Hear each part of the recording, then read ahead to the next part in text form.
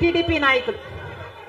ముఖ్యమంత్రి అయిన తర్వాత స్పెషల్ స్టేటస్ కోసం చంద్రబాబు గారు ఎప్పుడైనా ఒక్కటైనా నిజమైన ఉద్యమం చేశారా అంటే చేయలేదు. చేయకపోక ఉద్యమం చేసే వాళ్ళ మీద కేసులు పెట్టారు, వాళ్ళను జైల్లో కూడా పెట్టాడు చంద్రబాబు గారు. ఆ సమయంలో ప్రతిపక్ష నాయకుడు జగన్ రెడ్డి గారు ప్రతిపక్ష నాయకుడుగా ఉన్నంత కాలం స్పెషల్ స్టేటస్ మనకు రావాలి అని ప్రతిరోజు కొట్లాడాడు. నిరాహార దీక్షలు కూడా చేశారు. ప్రతిపక్షంలో ఉండగా అవిశ్వాస తీర్మానం ఏమా ప్రభుత్వం వాళ్ళు ఎవరైనా ఉన్నారు ఇక్కడ? ప్రతిపక్షంలో ఉండగా జగన్ రెడ్డి గారు చెప్పిన మాట, మేము అవిశ్వాస తీర్మానం ప్రవేశపెడతాము, తెలుగుదేశం పార్టీ ఎంపీలు అందరూ కూడా మద్దతు ఇవ్వండి, మూకుమ్మడి రాజీనామాలు చేస్తే స్పెషల్ స్టేటస్ ఎందుకు రాదో చూస్తారన్నాడు జగన్ రెడ్డి. ఆఖరికి జగన్ రెడ్డి గారు ముఖ్యమంత్రి అయిన తర్వాత ఒక్కటైనా నిజమైన ఉద్యమం చేశాడా స్పెషల్ స్టేటస్ కోసం? స్వలాభం కోసం రాష్ట్ర ప్రయోజనాలను తాకట్టు పెట్టింది వైసీపీ. ఈ రోజు మనకు స్పెషల్ స్టేటస్ లేదు కదా, కనీసం ఒక ప్యాకేజ్ కూడా లేదు. ఉన్న ప్రభుత్వమైనా ప్రతిపక్షమైనా ఒక్కటంటే ఒక్క నిజమైన ఉద్యమం చేసింది లేదు. ఈ రోజు మనకు స్పెషల్ స్టేటస్ లేదు అంటే ఆ పాపం ముమ్మాటికి చంద్రబాబు గారిది, ముమ్మాటికి జగన్ రెడ్డి గారిది. స్వలాభం కోసం ఇద్దరు ప్రజల ప్రయోజనాలను తాకట్టు పెట్టారు. టీడీపీ అంతే, వైసీపీ అంతే, దొందే. అమరావతి రాజధాని అమరావతి అన్నాడు చంద్రబాబు గారు, సింగపూర్ను చేస్తానన్నాడు. 3D గ్రాఫిక్స్ మొత్తం గుర్తుందా? 3D గ్రాఫిక్స్ చూపించాడు చంద్రబాబు గారు. పోనీ అమరావతి రాజధాని అయిందా అంటే అది కాలేదు.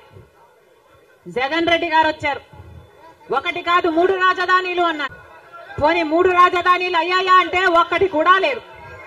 ఈరోజు మనకు రాజధాని ఏది అంటే ఏదో మనకే అర్థం కాని పరిస్థితి. ఒకటైనా ఉందా అంటే ఏదీ లేదు, ఒకటి కూడా లేదు. మరి ఏమి సాధించుకున్నట్టు?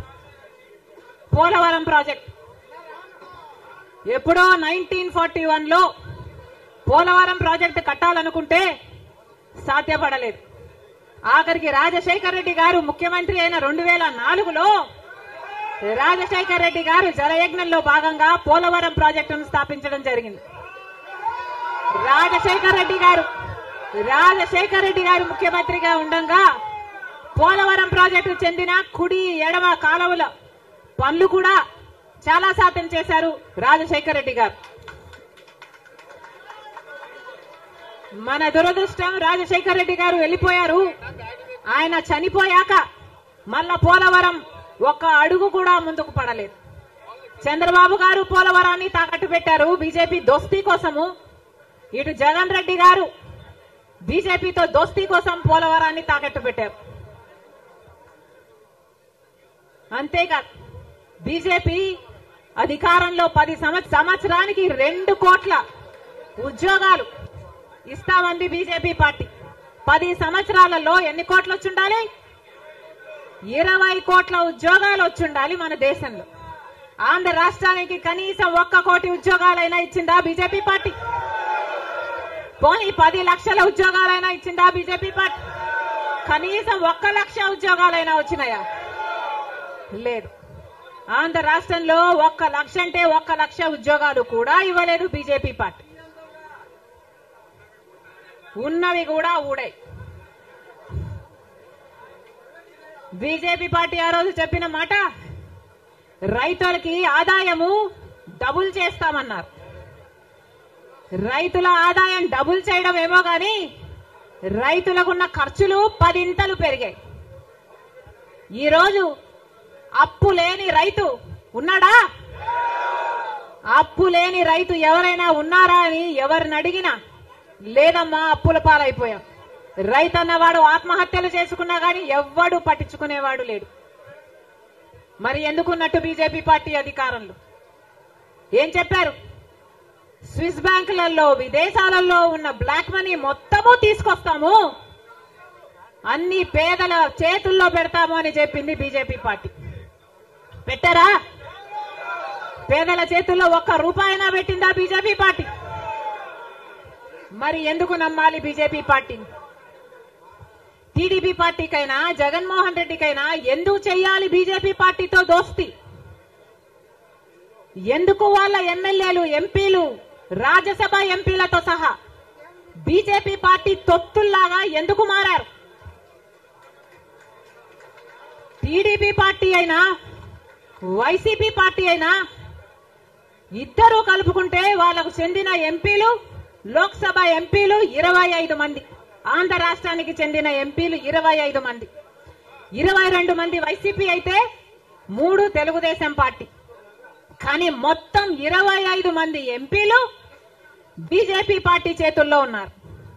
బీజేపీ పార్టీ ఏం చెప్తే ఈ ఎంపీలు మొత్తం అందరూ గంగిరెద్దులాగా తలూపుతారు. రాజ్యసభకు చెందిన 6 ఎంపీలతో సహా మొత్తం 31 ఎంపీలు ప్రజలు బీజేపీ పార్టీకి ఓటు వేయకపోయినా, తెలుగుదేశం పార్టీకి ఓటు వేసినా, వైసీపీకి ఓటు వేసినా ఉన్నది మాత్రం బీజేపీ పార్టీలో. మరి ప్రజలు వైసీపీకి గాని తెలుగుదేశం పార్టీకి గాని ఎందుకు ఓటు వేయాలి? బీజేపీ పార్టీకే ఓటు వేయొచ్చు కదా. వైసీపీ గాని తెలుగుదేశం పార్టీ గాని ఎందుకు వాళ్ళ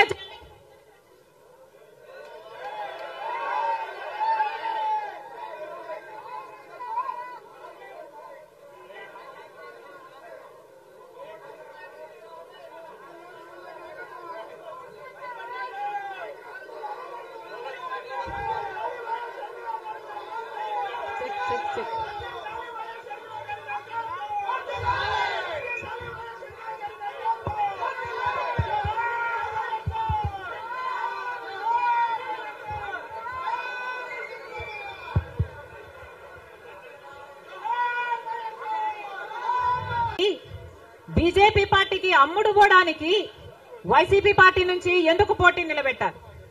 బీజేపీ పార్టీకి అమ్ముడు పోవడానికి తెలుగుదేశం పార్టీ నుంచి ఎందుకు పోటీకి పెట్టాలి? మొత్తం అందరూ బీజేపీ జెండాలే పెట్టుకోవచ్చు కదా. కనీసం ప్రజలకు క్లారిటీ ఉంటది కదా, బీజేపీ పార్టీకి ఓటేస్తున్నాము, బీజేపీ పార్టీని గెలిపిస్తున్నాము అని. ప్రజల దగ్గరేమో ఒక మాట చెప్తారు, ప్రజలనేమో మభ్య పెడతారు, ప్రజల దగ్గరేమో బీజేపీ కాదు అన్నట్టు నటిస్తారు. కానీ లోపల మాత్రం మొత్తం టీడీపీ అయినా బీజేపీ అయినా వైసీపీ అయినా బీజేపీ పార్టీ తొత్తులే. టీడీపీ అయినా వైసీపీ అయినా బీజేపీ పార్టీతో పొత్తులే. అది ప్రత్యక్షంగా గాని పరోక్షంగా గాని టీడీపీకి వైసీపీకి పొత్తు ఉంది అన్నది నిజం. లేకపోతే 5 సంవత్సరాలలో కనీసం ఒక్కసారైనా బీజేపీ పార్టీని వ్యతిరేకించాయా? టీడీపీ పార్టీ అయినా వైసీపీ పార్టీ అయినా ఒక్క అంశంలో కూడా నిలదీయలేదు. ఎక్కడ ఏ అవసరం ఉన్నా టీడీపీ పార్టీ అయినా బీజేపీకి సపోర్ట్ చేస్తుంది, వైసీపీ పార్టీ అయినా బీజేపీకే సపోర్ట్ చేస్తుంది. మన రాష్ట్రానికి ఏం చేసింది బీజేపీ పార్టీ అని మీరు సపోర్ట్ చేస్తున్నారో టీడీపీ వైసీపీ సమాధానం చెప్పాలి. మనకు స్పెషల్ స్టేటస్ ఇచ్చుంటే మీరు సపోర్ట్ చేయండి, ప్రజలు కూడా సపోర్ట్ చేస్తారు. మనకు పోలవరం జాతీయ ప్రాజెక్టు చేసి 90% నిధులు ఇస్తామన్న మాట నిలబెట్టుకునుంటే మీరు బీజేపీ పార్టీకి సపోర్ట్ చేయండి, ప్రజలు కూడా హర్షిస్తారు. ఒకవేళ మనకు రాజధాని కట్టడానికి నిధులు ఇచ్చుంటే టీడీపీ పార్టీ అయినా వైసీపీ పార్టీ అయినా బీజేపీ పార్టీకి మీరు మద్దతు ఇవ్వండి, ప్రజలు కూడా హర్షిస్తారు. 2 కోట్ల ఉద్యోగాలలో మన బిడ్డలకు ఉద్యోగాలు ఇవ్వలేదు, మన రైతుల్ని పట్టించుకోలేదు, మనకు స్పెషల్ స్టేటస్ లేదు, మనకు ఏ మాత్రం పట్టించుకోని పార్టీకి వైసీపీ అయినా టీడీపీ పార్టీ అయినా ఎందుకు మద్దతు ఇస్తున్నారో ప్రజలకు సమాధానం చెప్పాలి. ఆఖరికి మణిపూర్ లో ఎంతమంది క్రైస్తవులను 2,000 చర్చిలను ధ్వంసం చేసిన, 60,000 క్రైస్తవులని నిర్వాసితులను చేసిన, కనీసం అప్పుడు కూడా జగన్ రెడ్డి గారు క్రైస్తవుడు అయ్యుండి కూడా ఒక్కసారి కూడా మణిపూర్ ఘటన మీదే మాట్లాడలేదు. మరి క్రైస్తవులు కడుపు మండిపోదా? క్రైస్తవులకు మనసు లేదా? క్రైస్తవులు మనుషులు కారా?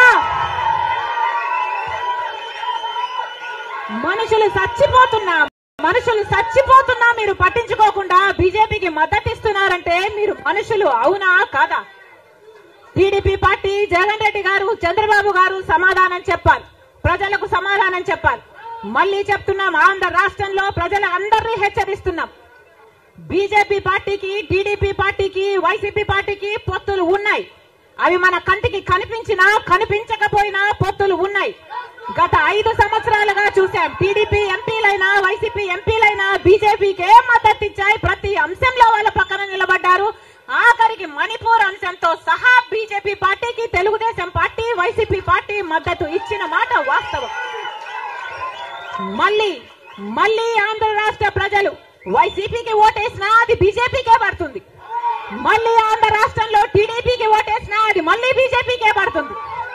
వీళ్ళిద్దరూ కలిసి బీజేపీని బలపరుస్తున్నారు తప్ప ఆంధ్ర రాష్ట్ర ప్రజల మేలు కోసం ఆలోచన చేయడం లేదు. ఆంధ్ర రాష్ట్ర ప్రజల ప్రయోజనాల కోసం ఆలోచన చేయడం లేదు. స్వలాభం కోసం ఆంధ్ర రాష్ట్ర ప్రజలను తాకట్టు పెట్టారు అన్నది వాస్తవం.